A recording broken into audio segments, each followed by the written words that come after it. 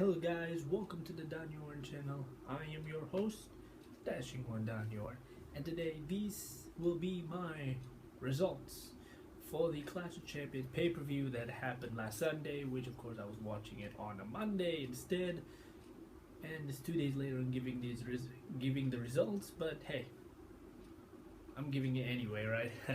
So yeah, we're gonna go through the matches one by one, and I'll let you know who won the matches. Some of you may have watched it, some of you may not have watched it, but I'm still gonna tell you anyways. In terms of my predictions, I'm happy, but there was one match where I wasn't really thrilled about it, but we will get to that in a short while. We'll just go through the matches one by one throughout that evening, alright? So first off, from the pre-show, it started off with the Cruiserweight Championship in a triple threat match where Drew Gulak was defending it against Humberto. Humberto, I'm not gonna say the whole thing because it was so hard to pronounce his name, and Lince Dorado. In the end, it was a hard-hitting match. It was good, a lot of high flying. It wasn't really much of a high flying thing going on there. It was more of strength and movesets and strategy wise. And like I said, in the end, Drew Gulak still your cruiserweight champion. So that's 1-0 for me. So I got one correct on that because I did say that Drew Gulak was going to defend his cruiserweight title. He has a game plan in his head. I'm sure he does. He took advantage over a big move by Humberto to Lince Dorado. Drew Gulak threw Humberto to the turnbuckle and took advantage over the move that took out Lince Dorado for the 1-2-3. There you go, still cruiserweight champion. So that was a good guess for me. I knew at some point that Drew Gulak was going to defend the title. Next up on the pre-show, that ended the pre-show, was for the US title, which I'm surprised. I thought was going to be at the main card, at the main show, but it's at the pre-show. It's AJ Styles defending the United States title against Cedric Alexander. Now, this wasn't a really long match, and also it was a lopsided kind of match as well. When the match started, Cedric was all over Styles.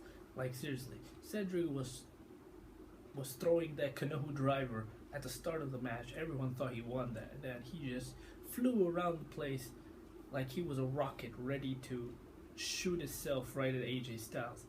But in the end, Styles stopped him from the outside with a Styles Clash, kept going, hitting some big moves to him, even taunting the guy.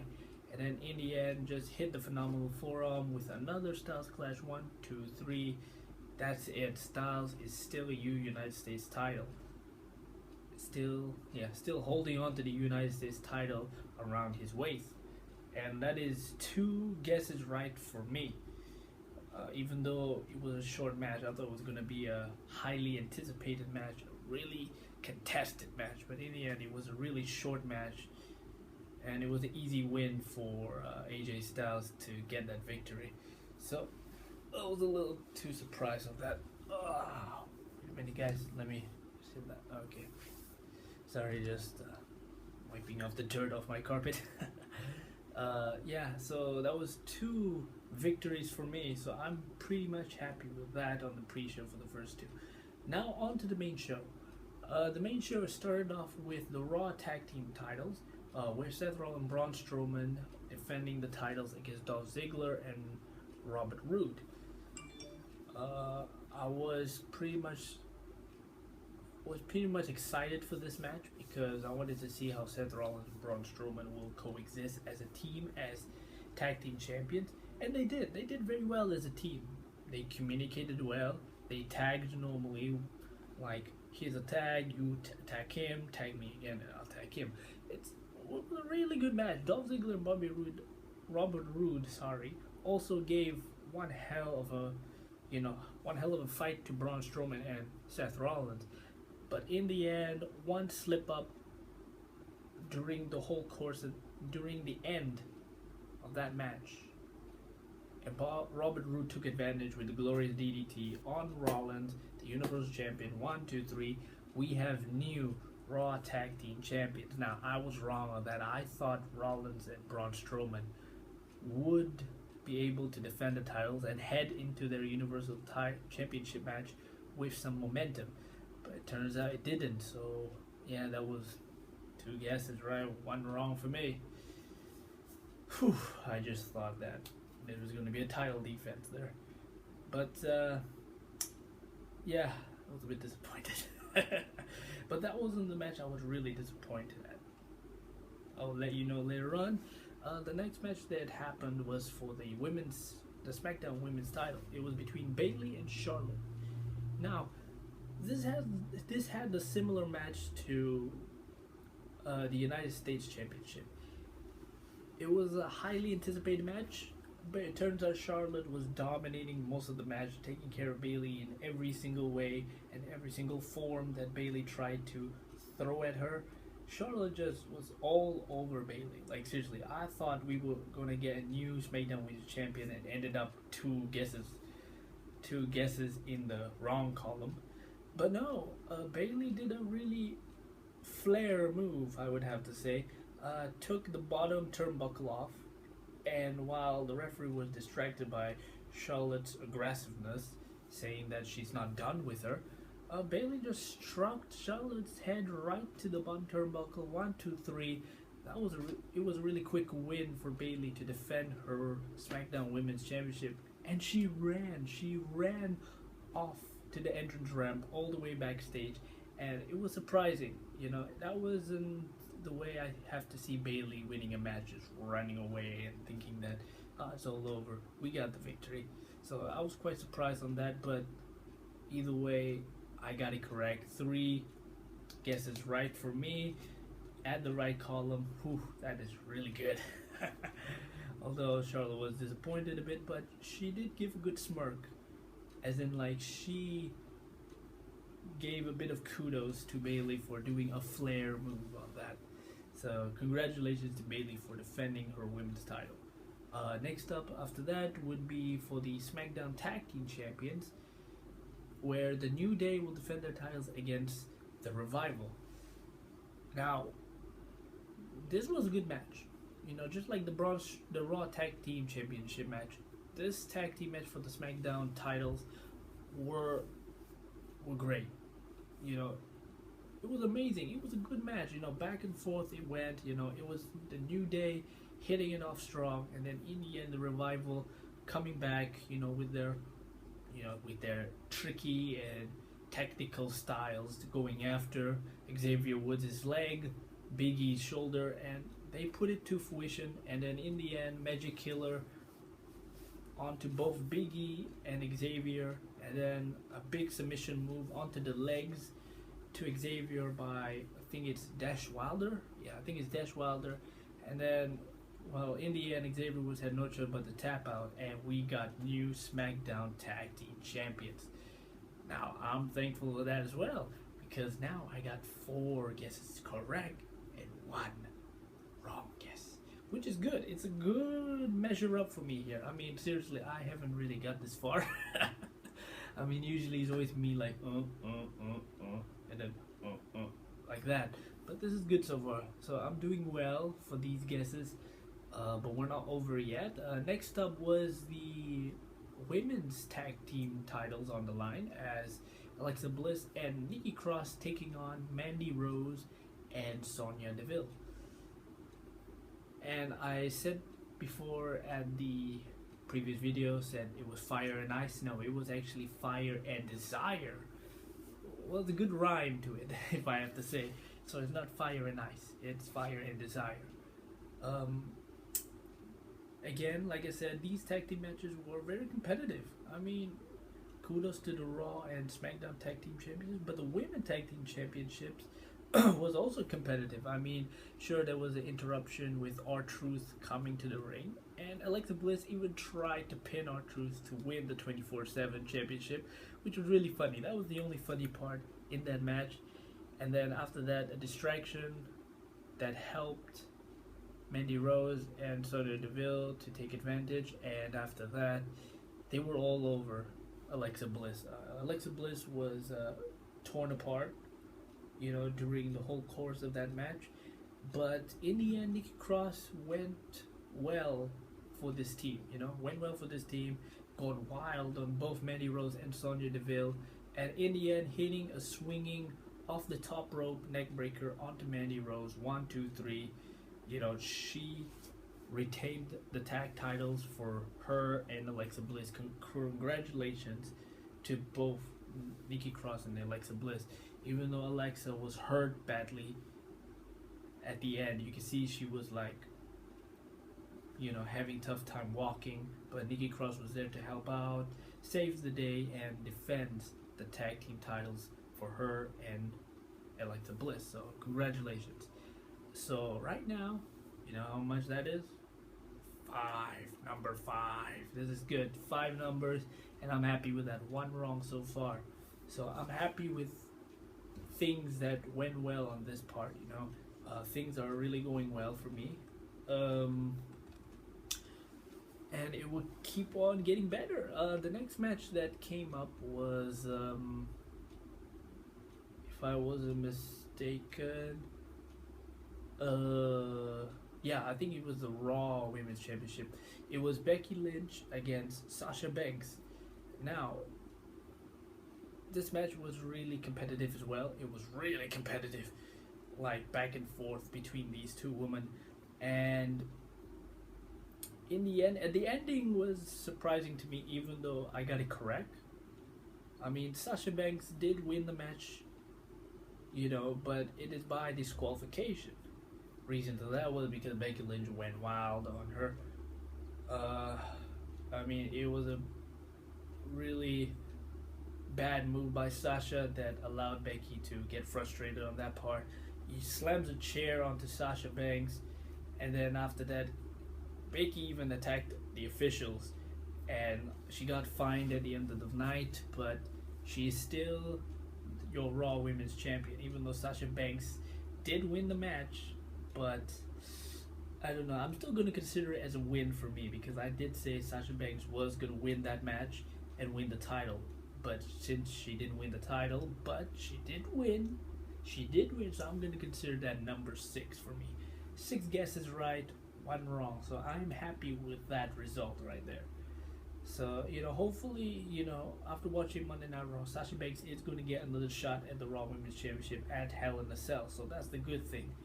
So, yeah, so far so good. Next match will be the Intercontinental Championship, where Shinsuke Nakamura will be taking on The Miz. And there have been a lot of histories going on in this match in terms of around the Intercontinental Championship. Wait a second. Okay. Around the Intercontinental Championship, because it's a long history, and The Miz has won 8 times, which means he's trying to set the record for 9 times to tie Chris Jericho for the most titles won for the Intercontinental title. So The Miz was trying to do that, but instead the main factor in this match was Sami Zayn, because Sami Zayn was all over this match helping out Shinsuke and trying to distract the referee, distract The Miz, and it worked. It worked in every way, and it allowed Shinsuke Nakamura to,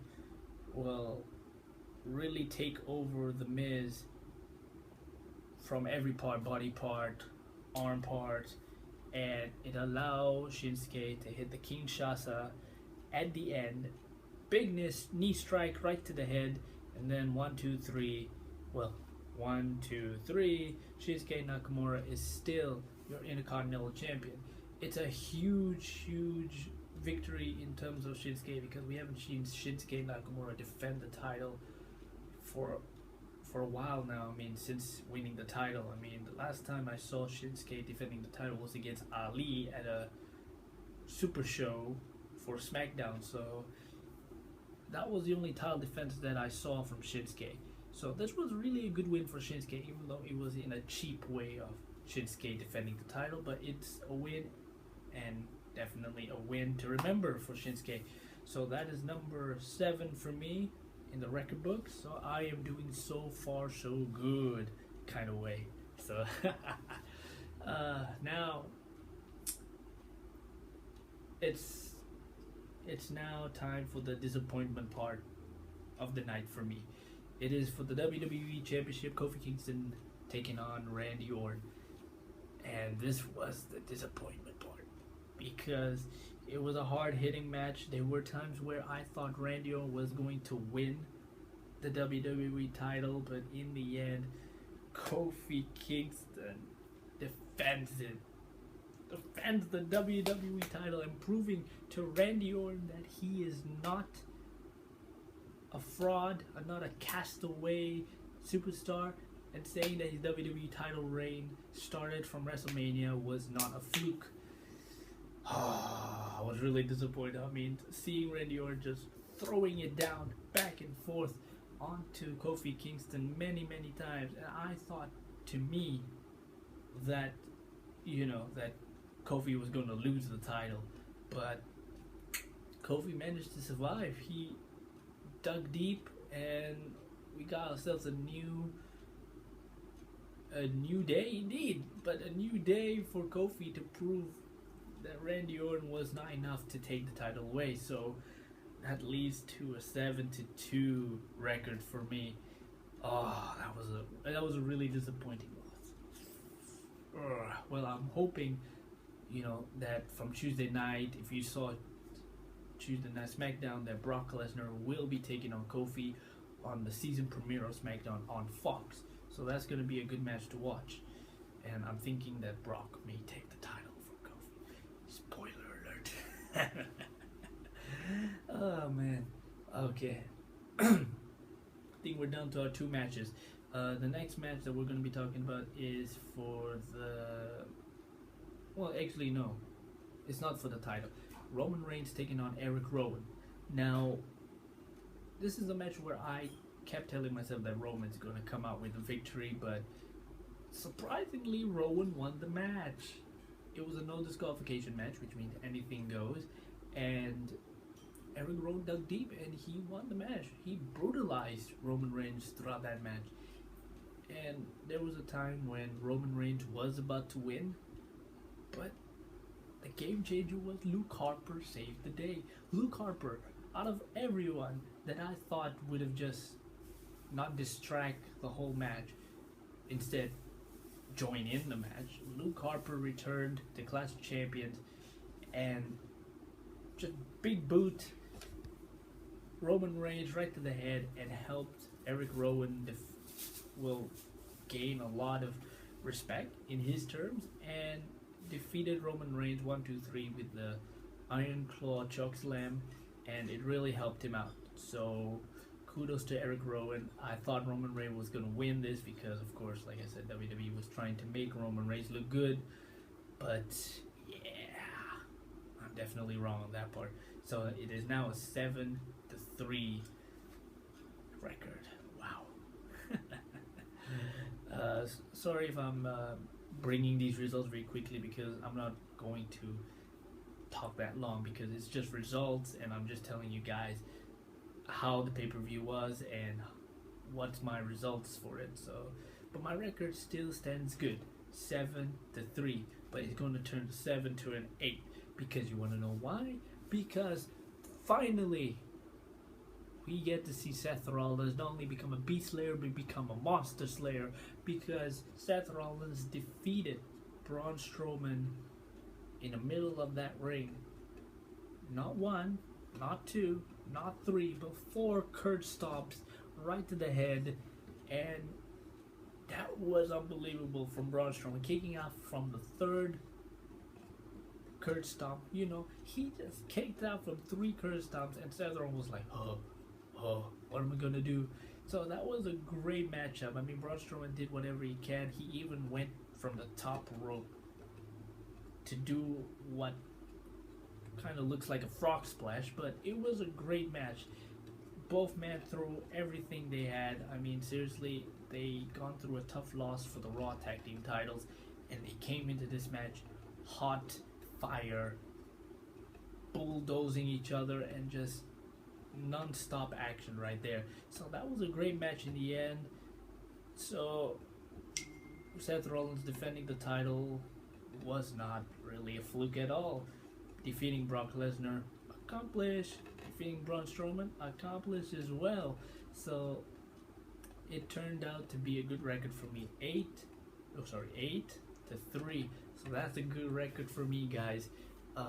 Yeah, I mean, I'm really happy with these results.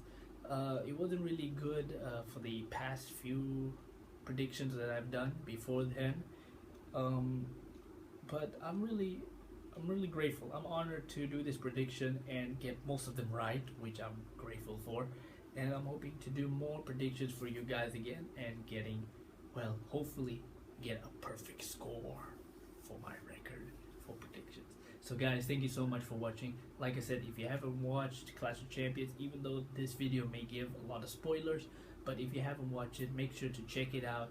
And it was an unbelievable pay-per-view. So thank you so much for watching, and I'll see you guys in the next video. If you haven't subscribed to my channel, please subscribe to my channel. Give me a thumbs up button as hard as you can. And as always, be part of the Dashing people. And see you soon. The Dashing One, signing out.